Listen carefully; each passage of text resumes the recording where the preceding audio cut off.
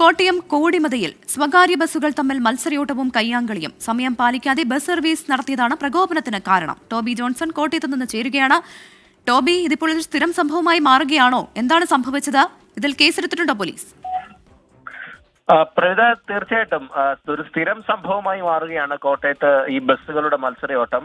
Chingavanam police ഈ സംഭവത്തിൽ ഇപ്പോൾ കേസെടുത്തിട്ടുണ്ട്. ഇന്നലെ വൈകുന്നേരത്തോടു കൂടിയാണ് കോടിമതയിൽ വെച്ച് ഈ സംഭവം ഉണ്ടാകുന്നത്.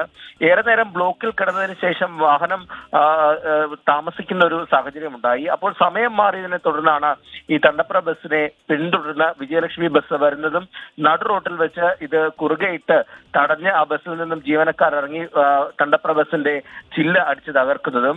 ഇതെല്ലാം നടക്കുമ്പോൾ രണ്ട് ബസ്സുകളിലും നിരവധി യാത്രക്കാരുണ്ടായിരുന്നു എന്നുള്ളതാണ് ഏറ്റവും പ്രധാനപ്പെട്ട കാര്യം.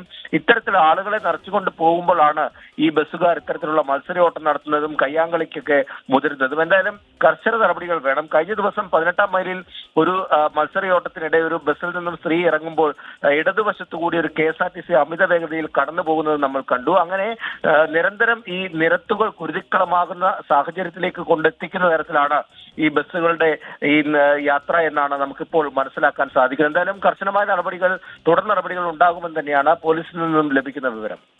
ദൃശ്യങ്ങൾ തന്നെ ഞെട്ടിക്കുന്നതാണ് ടോബി. ഒരു ബസ്സിന് ഓവർടേക്ക് ചെയ്തുകൊണ്ട് അതിൽ ഇടിപ്പിക്കുന്നതാണ് കാണുന്നത്. തൊട്ട് ഫ്രണ്ടിൽ ഇരുചക്ര വാഹനങ്ങളൊക്കെ പോകുന്നുണ്ട്. തൊട്ട് പിന്നാലെ ഒരു ടാങ്കർ ലോറി വരുന്നുണ്ട്, മറ്റൊരു ബസ് കൂടി വരുന്നുണ്ട്. അങ്ങനെ തിരക്കുള്ള സമയത്താണ് ഇത്തരത്തിൽ ഒരു സംഭവം ഉണ്ടാകുന്നത്. കോട്ടയം കോടിമതയിലാണ് സ്വകാര്യ ബസ്സുകൾ തമ്മിൽ മത്സരയോട്ടവും കയ്യാങ്കളിയും ഉണ്ടായത്. സംഭവത്തിൽ പോലീസ് കേസെടുത്തിട്ടുണ്ട് എന്നതാണ് ടോബി ജോൺസൺ നൽകുന്ന വിവരം.